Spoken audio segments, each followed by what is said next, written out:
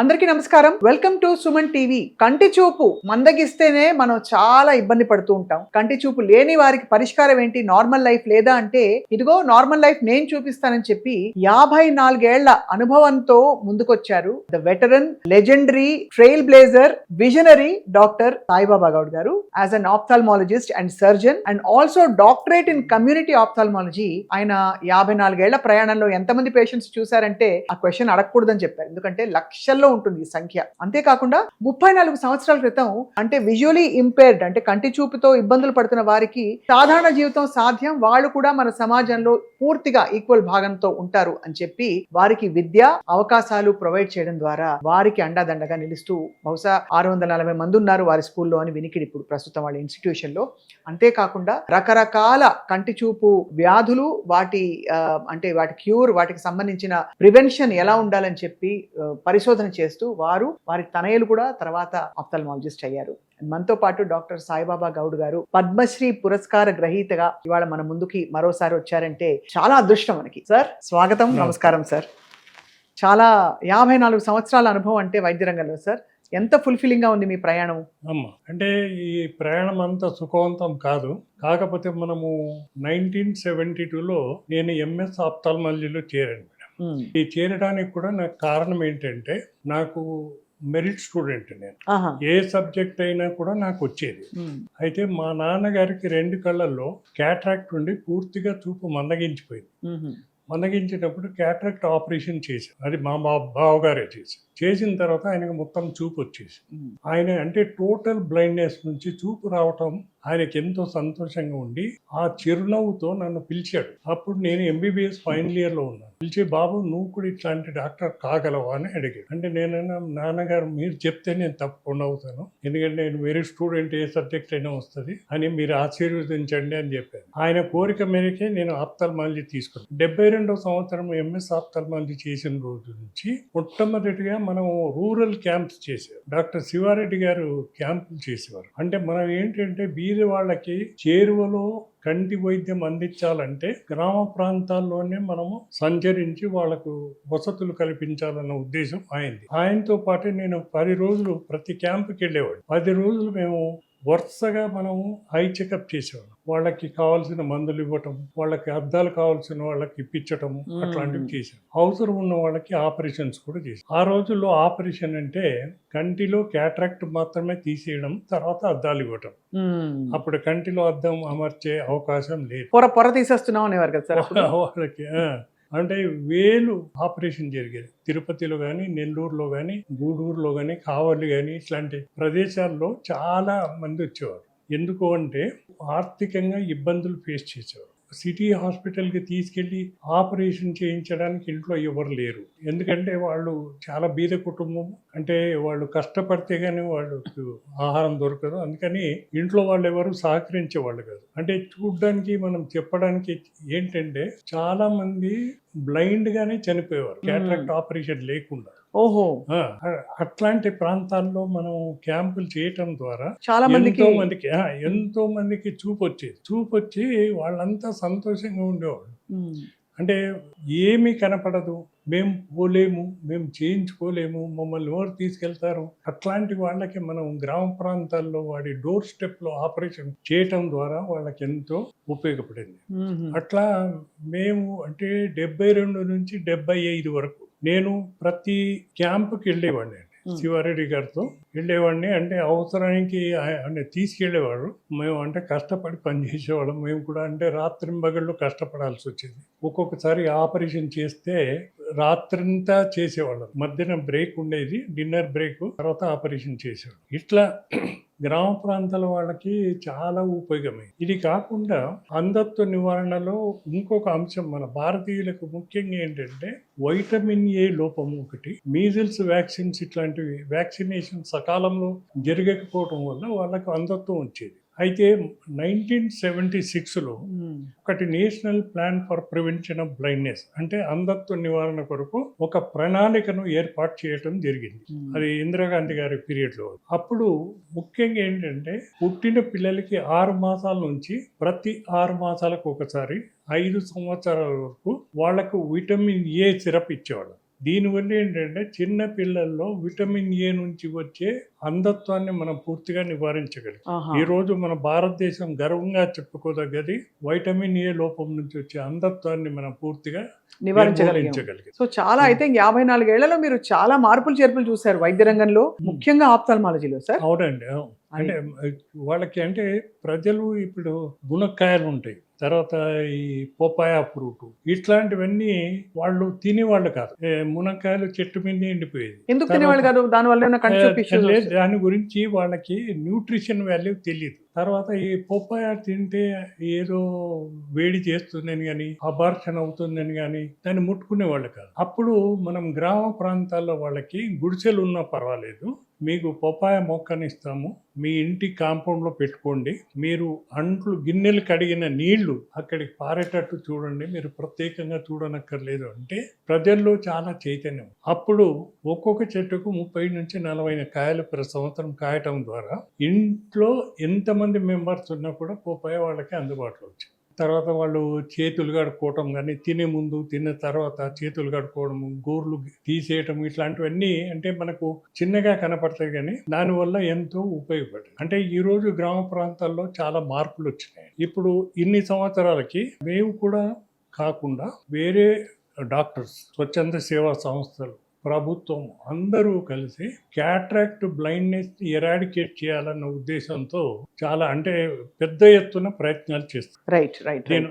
ఇప్పుడు దీంట్లో ఏమైతుందంటే ప్రతి పేషెంట్ను వాళ్ళ గ్రామ ప్రాంతం నుంచి తీసుకొచ్చి వాడికి పరీక్షలు చేసి మధుమేహము, బ్లడ్ ప్రెషర్ అట్లాంటివి ఉన్నాయని చూసి టెస్ట్ చేసిన తర్వాత వాళ్ళకి ఆపరేషన్ చేయటం జరుగుతుంది. ఆపరేషన్ చేసినప్పుడు కంట్లో అద్దం అమర్చడం జరుగుతుంది. వాళ్ళకు ఒక రోజు భోజనం పెట్టి మళ్ళీ వాళ్ళ గ్రామ ప్రాంతాల్లో వెళ్తుంది.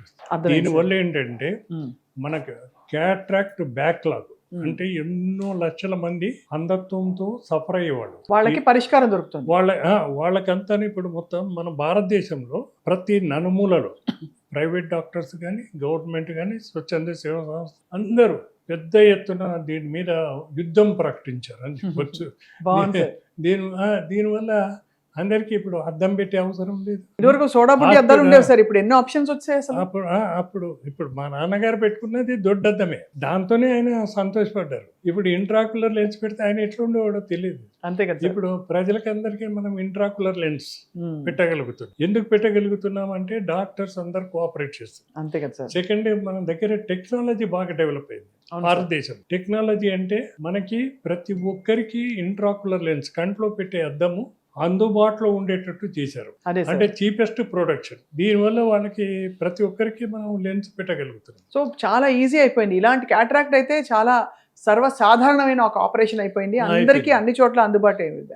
సార్ మీరు చూసిన కేసెస్లో మోస్ట్ క్రిటికల్ కేసు ఏమిటి? అంటే కంటి చూపు ఇంకా పోతోంది అని మీరు బతికించిన పరిస్థితులు అలాంటివి కానీ, ఇంకేమన్నా చాలా ట్రామా కేసు వచ్చి మీ దగ్గరికి ఐసైట్ లేదు eye transplant, I don't know sir, మీ పరిధిలో ఎన్ని సర్జరీలు మీరు చేస్తుంటారు ఊహించుకోవడం కష్టం. మీ మోస్ట్ క్రిటికల్ కేసు ఏంటి సార్? మోస్ట్ క్రిటికల్ అంటే మేడం, రంగుల పండుగ ఉంటుంది. హోలీ అప్పుడు వెస్ట్ మారేడుపల్లిలో ఒక కాలనీలో వాళ్ళు హోలీ ఆడినారు. చాలా కెమికల్స్ మిక్స్ చేసినారండి. కెమికల్స్ మిక్స్ చేసి కంట్లో వేసుకోండి. అట్లాంటి వాళ్ళు ఇంచుమించు 24 మంది ఒకరోజు సడన్గా, నేను సరోజిని హాస్పిటల్ సూపరింటెండెంట్గా ఉన్నప్పుడు 24 మంది ఆ కంటి చూపు పోయింది అన్నట్టు వచ్చారు. వాళ్ళకి మనం ఇమ్మీడియట్గా కళ్ళు బాగా కడిగి వాళ్ళను 24 గంటలు వాళ్ళను ఈ మెడిసిన్స్ యూజ్ చేయటం ద్వారా ఒక ఇద్దరికి మాత్రమే చూపు పోయిందా సార్? పూర్తిగా. మిగతా వాళ్ళకి మాత్రం 100% మనం రెస్టోర్ చేయగలిగాం. అది అంటే ఏం వేస్తారు సార్ ఆ టైంలో? మందు వెళ్ళిపోతుంది వాళ్ళకి, కెమికల్ వెళ్ళిపోయి ఉంటే ఏం వేసి వాళ్ళని ఫ్లష్ అవుట్ చేస్తారంతా? ఇప్పుడు అది కెమికల్స్ వెళ్ళిపోవటం వల్ల అది కార్నియా అంటే నల్లగుడ్డు ఏదైతుందో అది డ్యామేజ్ అవుతుంది. అయితే అది డ్యామేజ్ కాకుండా వాళ్ళు చాలా మంది వెంటనే వచ్చేసారు. వెంటనే రావటం వల్ల మా డ్యూటీ డాక్టర్స్, తర్వాత డ్యూటీలో లేని డాక్టర్స్ కూడా ఇన్వైట్ చేసి, అప్పుడు నేను సూపరింటెండెంట్గా ఉన్నాను, ఇన్వైట్ చేసి అందరి సహకారంతో పేషెంట్ పక్కనే ఉండి బాగా కళ్ళు కడుగుతూ ఉండి మెడిసిన్స్ వేయడం ద్వారా అందరికి చూపొచ్చింది, ఇద్దరికి తప్ప. ఈ రోజు వరకు కూడా వాళ్ళు ఎంతో సంతోషంగా ఉన్నారు. అదే కదా సార్. ఎంతమంది వచ్చారు సార్ మొత్తం ఇలా హోలీ పండుగ? మొత్తము 24 మంది వచ్చారండి. 22 మంది బాగా రికవర్ అయ్యారు. అలా ఎలా ఏం కెమికల్ వాడేస్తారు సార్ అంత జాగ్రత్తగా? మనం ఏంటంటే దీపావళికి కానీ ఈ హోలీ పండగ అప్పుడు కానీ 1 వారం 10 రోజుల ముందు నుంచి ప్రతి డాక్టరు ప్రతి న్యూస్ పేపర్లో కానీ ఎలక్ట్రానిక్ మీడియాలో కానీ న్యూస్ చెప్తూనే ఉంటారు ఏది వాడాలి ఏది వాడొద్దు అని. అయినా కూడా ఏంటంటే తప్పులు చేస్తూనే ఉంటారు. ఇప్పుడు దీపావళి రోజు కూడా చాలా మంది క్రాకర్స్ ఇంజురీ అయ్యి పిల్లలు కన్ను పోగొట్టుకున్న కేసెస్ కూడా చాలా ఉంటాయి. అంటే మనం నెగ్లెక్ట్ చేస్తాం అంతే దీనివల్ల. కదా సార్. మీరు చెప్పినది ఒక్కసారి అందరికి సుమన్ టీవీ వ్యూవర్స్ అందరికి అర్థమవుతోంది. అవును దట్ అంటే మనం ఏదో ఏమి జరగదు అనుకుంటాము, అవును. ఎంత జాగ్రత్త వహించాలో అర్థమవుతుంది. అవును. సార్ ఉల్లిపాయ తరిగినప్పుడు ఎందుకు సార్ కళ్ళు నీళ్ళు వస్తాయి? మిగతా ఇప్పుడు ఏంటంటే చాలా మంది పిల్లలు మేము ఒక స్కూల్ రన్ చేస్తాం అవును blind సార్. వాళ్ళకి. అవును. దీంట్లో ఏంటంటే అడ్మిషన్ కొరకు చాలా మంది వస్తారు. ఉమ్. ఇది పిల్లలకి చూపు లేదు, మీ స్కూల్లో చేర్పించండి అని. మా స్కూల్లో చేర్పించడానికి ఏ అభ్యంతరం ఉండదు చూపు లేని వాళ్ళకి. అయితే వాళ్ళని టెస్ట్ చేస్తాం అడ్మిట్ చేసే ముందు. టెస్ట్ చేయటం ద్వారా మనకి ఏంటంటే కొందరికి ఒట్టి దృష్టిలోపమే ఉంటుంది, అంటే వాళ్ళకి ఏం కనపడదు. ఉమ్. అట్లాంటి వాళ్ళని కూడా అడ్మిషన్కి తీసుకొస్తారు. నేను కంటి డాక్టర్ని కాబట్టి మా హాస్పిటల్ టీం కూడా ఉంటుంది. మా అబ్బాయి కూడా కంటి డాక్టరే. అవును. మేము పూర్తిగా కంటి పరీక్ష చేస్తాం. చేసి అట్లాంటి వాళ్ళకి పిల్లలకి అద్దాలు ఇవ్వటం ద్వారా వాళ్ళకి చూపు మొత్తం వచ్చేస్తుంది. ఉమ్. వాళ్ళు నార్మల్ స్కూల్కి పోగలరు. అట్లాంటి కేసెస్ కూడా మనకి రోజు వస్తూనే ఉంటాయి. ఈ కేసెస్ కూడా మనం ఇచ్చేస్తాం.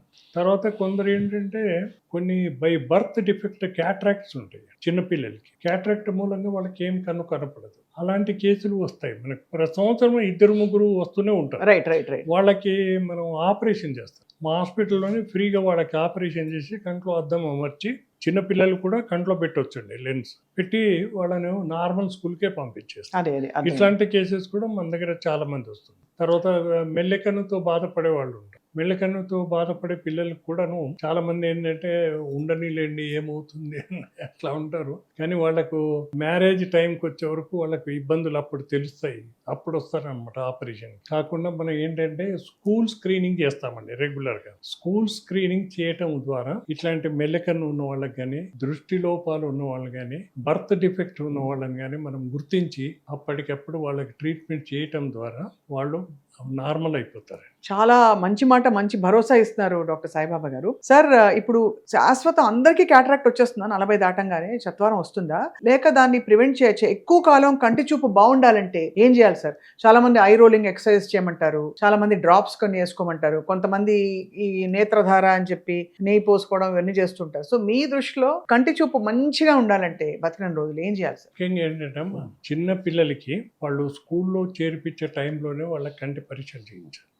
ఇప్పుడు అంటే మొట్టమొదటిలా కాదు. ఇప్పుడు ఏంటంటే మోర్ దెన్ 10% చిల్డ్రన్కి దృష్టి లోపాలు ఉంటాయి. వాళ్ళకి అద్దాలు ఇచ్చి మనం సవరించగలం. పెద్దవాళ్ళు ఇప్పుడు 40 సంవత్సరాలు వచ్చిన వాళ్ళు ఏం చేస్తున్నారంటే వాళ్ళకి దగ్గర చూపు కనపడదు. దగ్గర చూపు కనపడనప్పుడు వాళ్ళు ఏం చేస్తారంటే దగ్గరలో ఉన్న ఏదో ఆప్టికల్ షాప్ పోతారు. ఆప్టికల్ షాప్ పోతే వాళ్ళు ఏదో 2-3 రకాల అద్దాలు చూపించే వరకు వాళ్ళు కనపడుతుంది బాగానే ఉంది అని తీసేసుకుంటారు. కానీ కంటి లోపల ఏదైనా జబ్బు అంటే గ్లకోమా కానీ, క్యాట్రాక్ట్ కానీ, మ్యాక్యులర్ డీజనరేషన్స్ కానీ ఇంకే జబ్బు ఉన్నా కూడా వాళ్ళు గుర్తించలేరు. వాళ్ళు ఈ అద్దాలు తీసుకున్న కొన్నాళ్ళకి మళ్ళీ కనపడలేదని పోతే మళ్ళీ నెంబర్ మారుతుంది. అలా కాకుండా ఏంటంటే ప్రతి ఒక్కరూ ఏ చిన్న కంటి సమస్య అనుకున్నప్పటికీ కూడా కంటి డాక్టర్తో పరీక్ష చేయించుకొని ట్రీట్మెంట్ తీసుకోవాలి. సో దాన్ని నెగ్లెక్ట్ చేయకుండా ఉండడం ఒక పద్ధతి, అంటే ఎక్కువ కాలం కంటి చూపు బాగుండడానికి. తర్వాత మనం తీసుకునే ఆహారం కూడా చాలా ఇంపార్టెంట్. అవును సార్. మనం ప్రతి ఒక్కరికి మేము చెప్పేది ఏంటంటే ఆకుకూరలు మనం దిన ఆహారంలో ఉండాలి, తప్పనిసరిగా ఉండాలి. కనీసం ఒక పూట ఆకుకూరలు ఉండాలండి. బ్రేక్ఫాస్ట్ కానీ లంచ్. మనకి అదృష్టానికి ఏంటంటే 10 వెరైటీస్ ఆఫ్ ఆకుకూరలు ఉంటాయి మార్కెట్. ఆర్థికంగా కూడా ఇబ్బంది ఉన్న వాళ్ళు తీసుకోవచ్చు. కూరగాయలు వేరే తీసుకుంటే కొంచెం కాస్ట్లీ ఉంటుంది, ఆకుకూరలు కొంచెం చీప్. వీలైనంత మటుకు కొందరు ఆకుకూరలు మనం ఇంట్లో కూడా పెంచుకోవడానికి వీలవుతుంది. ఏది ఏమైనప్పటికీ కూడా మన ఆహారంలో ఆకుకూరలు. సెకండ్ థింగ్ ఏంటంటే మనం తీసుకునే ఆహారం ప్రతి ఒక్కటి చాలా మంది ఏంటంటే బయట ఆహారం తీసుకోవడం మొదలు పెట్టారు. దీనివల్ల మాత్రం మనకు ఆహార లోపాలు బాగా వస్తాయి. ఈ ఆహార లోపాలు వచ్చినప్పుడు మనకి అనీమియా అన్నది, అనీమియా వచ్చినప్పుడు మనం ఎక్కువసేపు చదవలేమండి, బాగా స్ట్రెయిన్ అవుతుంది కంటికి. ఇది మనం ప్రివెంట్ చేయడం చాలా అవసరం. ఆకుకూరలు తినడం రెండోది, ఆహారపు అలవాట్లు బాగుండాలి. ఇదివరకు క్యారెట్లు బాగా తినమని వారు మీరు అన్నారు కదా. క్యారెట్ కూడా తినాలండి. క్యారెట్ కూడా మంచిది. మనకు న్యాచురల్గా దొరికే కూరగాయలు మనం రొటీన్గా తీసుకోవాలండి. చాలా మంది ఏమనుకుంటారంటే నాన్ వెజిటేరియన్ తీసుకుంటేనే బాగానే, అట్లా ఏం లేదు. మనకి ఏంటంటే పప్పు దినుసుల్లో కూడాను, ఆకుకూరల్లోనూ, కూరగాయల్లో కూడా మంచి విటమిన్స్ ఉంటాయి, ప్రోటీన్స్ ఉంటాయి, మనకి ఏ మాత్రం లోటు ఉండదు. సెకండ్ థింగ్ ఏంటంటే ఈ మధ్య కాలంలో పిల్లలు చాలాసేపు సెల్ ఫోన్ చూడటం అమ్మో ఈ టాపిక్ బాబోయ్ కరెక్ట్ సార్. సెల్ ఫోన్ చూడటము. అవును. తర్వాత ఇప్పుడు మొన్న ఒక అమ్మాయి వచ్చింది, వాళ్ళ ఫాదర్ తీసుకొచ్చింది. అంటే 20 ఏళ్ళు ఉంటాయి ఆ అమ్మాయికి. ఫాదర్ తీసుకొచ్చింది. ఫాదర్ని ఎందుకు తీసుకొచ్చింది? కంటి పరీక్ష చేయించడానికి. ఫాదర్ను ఆ చైర్ మీద కూర్చోబెట్టింది, సెల్ ఫోన్ చూస్తుంది. ఏమ్మా అంటే కూడా పలకడం లేదు. అంటే అంత పిచ్చి అయిపోయింది పిల్లలకి కానీ పెద్దోళ్ళకి కూడాను. దీనివల్ల ఏంటంటే ఐలో డ్రైనెస్ వస్తుంది, తర్వాత టైర్డ్నెస్ వస్తుంది, దృష్టి లోపాలు వస్తున్నాయి. ఇప్పుడు 1991లో 92 ఆ ప్రాంతంలో 25,000 మంది స్కూల్ గోయింగ్ విద్యార్థులను నేను టెస్ట్ చేశానండి పర్సనల్గా. చేసినప్పుడు 5% లోపటి వాళ్ళకే దృష్టి లోపాలు ఉండేది. అంటే 100కి 5%. ఇప్పుడు 10 పైన దృష్టి లోపాలు ఉంటున్నాయి. అయితే ఇప్పుడు మనం ఏమనుకుంటామంటే ప్రభుత్వ పాఠశాలలో చదివే పిల్లలకు ఉంటుంది, సెమీ గవర్నమెంట్ స్కూల్లో ఉంటుంది అని అనుకుంటాం. కార్పొరేట్ స్కూల్లో కూడా దృష్టి లోపాలు ఉంటాయండి. ఎక్కడ తక్కువ ఉండదు. ఎక్కడ చూసినా మీకు 10% పైనే ఉంటుంది. 5% లోపల వాళ్ళే అద్దాలు వాడుతున్నారు. అంటే చాలామందికి దృష్టి లోపం ఉన్నట్టు తెలియదండి. ఇప్పుడు మా పాఠశాలలో బ్లైండ్ వాళ్ళకి పాఠశాల మాది. ఇందులో ఏంటంటే కొందరు 4th క్లాస్ 5th క్లాస్కి అడ్మిషన్స్కి వస్తారు. 4th క్లాస్ వరకు మీరు ఎక్కడ చదివారంటే ఏదో కార్పొరేట్ స్కూల్లో ఉంటారు. ఏదో కార్పొరేట్ స్కూల్లో చదివారంటే వాళ్ళు డొనేషన్ ఇచ్చేసారు, ఇయర్లీ ఫీజు కట్టారు, అట్లా 3-4 సంవత్సరాలు డబ్బు తీసుకున్నారు. తీసుకున్న తర్వాత మీ అమ్మాయి ఏం కనపడట్లేదు, ఒకసారి డాక్టర్ చూపించండి. డాక్టర్ చూసే వరకు వీళ్ళకి అసలు చూపేలేదు, ఇన్ని సంవత్సరాలు ఎట్లా చదివారని మళ్ళీ అప్పుడు మన స్కూల్లో అడ్మిట్ చేస్తాం. సో ఇది ఇట్లాంటివి కూడా జరుగుతున్నాయి. అందుకని మనం తల్లిదండ్రులకు రిక్వెస్ట్ చేసేది ఏంటంటే స్కూల్లో చేర్పించే ముందే కంటి పరీక్షలు చేయించడం చాలా అవసరం. అంటే ఇది ఏదో ప్రాబ్లం వస్తే కానీ చూపించరు, చిన్నగా ఇట్లా నులుపుకోవడం, లేకపోతే చూడలేకపోవడం, కొంచెం కళ్ళు ఇట్లా చేయడం, ఈ సైన్స్ అని పట్టించుకోరు.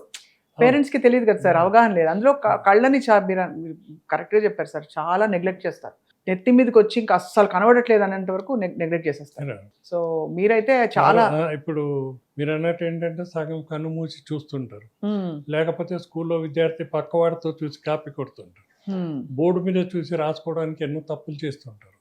ఇట్లా తర్వాత స్కూలు లాస్ట్ అవర్స్ ఉంటాయి కదా, బాగా టైర్డ్నెస్ ఉంటుంది, వాళ్ళకి హెడేక్ ఉంటుంది, కంట్లో నీళ్ళు వస్తుంటుంది, కళ్ళు ఎర్రబడుతుంటుంది, అయినా పట్టించుకోరు. ముఖ్యంగా ఈ ప్రాబ్లం ఎక్కడుంది అంటే తల్లిదండ్రులు ఇద్దరు ఉద్యోగాలు చేస్తుంటే కానీ, ఇద్దరు బయటికి పోతుంటే కానీ పిల్లల మీద శ్రద్ధ వహించడం లేదు. అంతే, వాళ్ళకు వచ్చే కంటి సమస్యల గురించి పట్టించుకోవటం లేదు. ఇప్పుడు తీసుకెళ్తాను, ఏమ్మా ఇన్ని రోజులు దృష్టిలోపం ఉంది కదా, మరి ఎప్పుడు తీసుకురాలేదంటే, ఈ అబ్బాయి చెప్పి నాకు ఒక 6 మాసాలు అయి ఉండొచ్చు, పోదామంటే ఎప్పుడు టైం దొరకట్లేదు, ఇట్లా మాట్లాడతారు. అదే సార్, ఇదే ప్రాబ్లం. బట్ మీరు అవగాహన కార్యక్రమాలు కల్పిస్తూ ఐ థింక్ కంటి చూపు సమస్యల బారిన పడకుండానే చాలా నివారిస్తూ వచ్చారు సార్. ఇది మనకి చాలా మంది ఇప్పుడు పొద్దున్న లేచినప్పుడు ఇప్పుడు ఏసీల వల్ల, లేకపోతే ఎన్విరాన్మెంటల్ పొల్యూషన్ వల్ల కళ్ళు బాగా బ్లర్డ్గా ఉంటాయి. పెద్దవాళ్ళకంటే షుగర్ ఉందేమో చెక్ చేయించుకోని చెప్తారు, బట్ లేకపోతే కూడా అసలు డ్రై ఐస్ చాలా ఎక్కువ అయిపోయింది సార్. రోజు మనం చేయగలిగే ఐ ప్రోటోకాల్స్ ఏంటి సార్? ఈ డ్రాప్స్ వేసుకోవచ్చా సార్? మనకి జనరల్ గా ముఖ్యంగా ఏంటంటే కంప్యూటర్ ఎక్కువ యూజ్ చేయటం ద్వారా, రైట్ సార్, మన ఆహార పద్ధతుల్లో మార్పులు ఉండటం ద్వారా డ్రైనెస్ వచ్చే అవకాశం, ఏసీలో పని చేయటము, ఇదంతా. చాలా మంది ఏంటంటే కంప్యూటర్ మీద పనిచేస్తుంటారు కదా, సాఫ్ట్వేర్ ప్రొఫెషనల్స్, తర్వాత క్రికెట్ మ్యాచ్ చూస్తుంటారు గంటల తరబడి, కళ్ళు బ్లింకింగ్ నార్మల్గా చేరేవాళ్ళు, బ్లింకింగ్ స్లో అయిపోతుంది. బ్లింకింగ్ స్లో అయినప్పుడు కళ్ళు డ్రైనెస్ ఎక్కువగా ఉంది. అట్లాంటి వాళ్ళ కొరకు మనం చెప్పేది ఏంటంటే ఆర్టిఫిషియల్ టియర్స్ మార్కెట్లో ఉంటాయి. ఇట్లాంటి మనకు రిఫ్రెష్ టియర్స్ అని చాలా రకాలు, ఇప్పుడు కొన్ని 100 బ్రాండ్స్ వచ్చాయి మార్కెట్లోకి. ఇవన్నీ కూడా మనకు ఉపయోగపడతాయి. ఏంటంటే డ్రైనెస్ తగ్గిస్తుంది. అంటే మనము కళ్ళు కంఫర్టబుల్గా బ్లింక్ చేసి ఓపెన్ చేయాలంటే మనకి ఎప్పుడు టియర్ ఫిల్మ్ కంట్లో ఉండాలన్నమాట. డ్రైనెస్ ఉండడం ద్వారా మనం చేయలేము, చదవాలంటే కూడా ఎక్కువసేపు చదవలేము. అట్లాంటప్పుడు ఈ ఆర్టిఫిషియల్ టియర్స్ వాడటం తప్పు లేదు. మేము ఎస్పెషలీ సాఫ్ట్వేర్ ప్రొఫెషనల్స్కి మాత్రం వాళ్ళు పని చేసే చోట ఈ tear film eye drops, artificial eye drops పెట్టుకోమని చెప్తాము. తర్వాత కొన్ని యోగా ఎక్సర్సైజెస్ కూడా ఉన్నాయి. అంత ఓపికతో చేసేవాళ్ళు లేరు, చేసినప్పటికీ కూడా అంత బెనిఫిట్ లేదండి. Artificial tears is the solution. Right. So అయితే మరి మనకి ఈ సొల్యూషన్ ఎంత ఫ్రీక్వెంట్ గా ఎంత కాలం వాడచ్చు సార్? ఈ ఆర్టిఫిషియల్ టియర్స్ అనేది ఎప్పుడు వాడచ్చు అండి. మనకి ఎప్పుడంటే అవసరం అంటే అప్పుడు వాడుకోవచ్చు. ఎన్ని Sir, సంవత్సరాలు వాడినా తప్పులేదు. ఇంకేమన్నా మంచి రొటీన్స్ ఉంటాయి సార్? కంట్లో చాలా మంది ఆముదం వేసుకుంటారు, అవన్నీ మీరు ఒక సర్జన్ గా బహుశా మీరు అప్పుడు పూర్వకాలం చేసేవారు కదా సార్, లేదు. బహుశా అమ్మగారి కాలంలో, మీ అమ్మగారి కాలంలో, అంతకంటే ముందు కూడా చాలా ఇప్పుడు ఐ డ్రాప్స్ వాడటం తప్పలేదండి.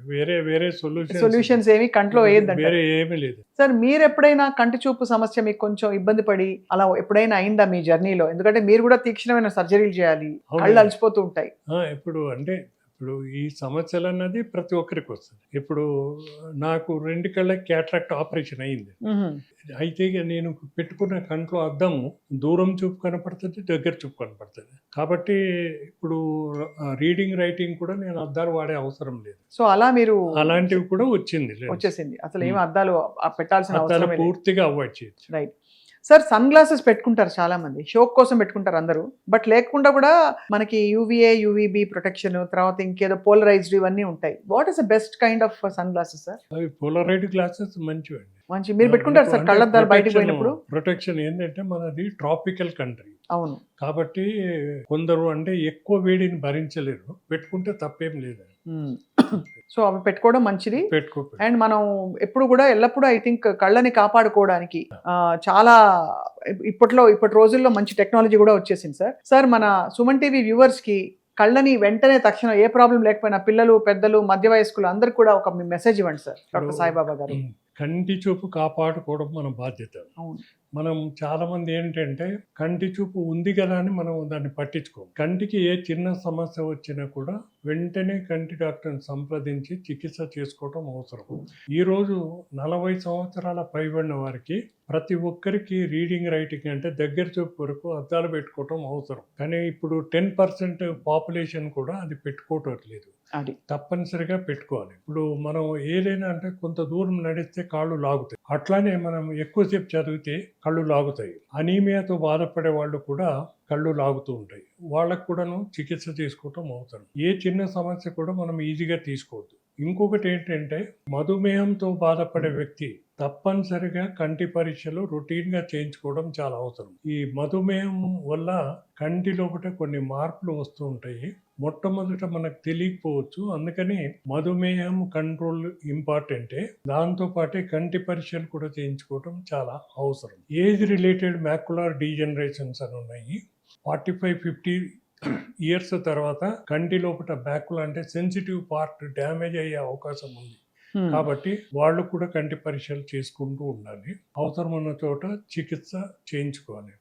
ఇప్పుడు మ్యాక్యులర్ డీజనరేషన్స్ ఫ్రెష్గా ఉంటే కంటిలో ఇప్పుడు ఇంజెక్షన్స్ కూడా వచ్చాయి, వాటి వల్ల మనం చూపు పూర్తిగా రెస్టోర్ చేయించుకోవచ్చు. చాలా బాగుంది సార్. ముఖ్యంగా ఇంకోటి ఏంటంటే గ్లకోమా అంటే నీటి కాసుల జబ్బు, ఒకటి ప్రమాదకరమైన జబ్బు. అది దీనివల్ల మనకు క్రమేణా చూపు తగ్గిపోతుంది. కాబట్టి 40 సంవత్సరాల పైబడిన వారికి దగ్గర చూపు ప్రాబ్లం ఉంటుంది. కాబట్టి కంటి డాక్టర్తో పరిచయించుకున్నప్పుడు డాక్టర్కి ఏదైనా అనుమానం వస్తే గ్లకోమా కొరకు కూడా ఇన్వెస్టిగేట్ చేసి చికిత్స మొదలు పెడతారు. దీనివల్ల మనం ఏంటంటే అంధత్వం రాకుండా కాపాడుకోవచ్చు. అంటే కంటి చూపు కాపాడుకోవడం మన మీద డిపెండ్ అయి ఉంటుంది. కాబట్టి ప్రతి ఒక్కరూ తన బాధ్యతగా గ్రహించి కంటి చూపును కాపాడుకోవడం చాలా అవసరం. ఒకరి అద్దాలు ఒకరు వాడకూడదు.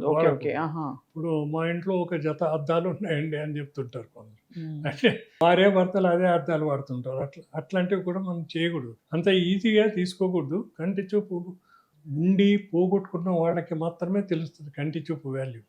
కాబట్టి ప్రతి ఒక్కరూ కంటి చూపు కాపాడుకోవడం మన బాధ్యత. కాబట్టి సమస్యను చికిత్స చేయించుకొని సమస్యను పరిష్కారం చేసుకోవడం చాలా అవసరం. డాక్టర్ సాయిబాబా గౌడ్ గారు, యువర్ లెజెండ్ సార్. తప్పకుండా ఎప్పటికప్పుడు మిమ్మల్ని సంప్రదించి మా సుమన్ టీవీ వ్యూవర్స్ కి కళ్ళని ఇంకా అందంగా, ఎంత చక్కగా కంటికి రెప్పలాగా కళ్ళని కాపాడుకోవాలని మేము మళ్ళీ చెప్తూ ఉంటాం. మీ అమూల్యమైన సమయం, మీ జర్నీ గురించి చెప్పినందుకు, ఆ ముఖ్యంగా హోలీ స్టోరీ మాతో పంచుకున్నందుకు మీకు ధన్యవాదాలు సార్. ఎప్పుడు కృతజ్ఞులై ఉంటాం. Thank you.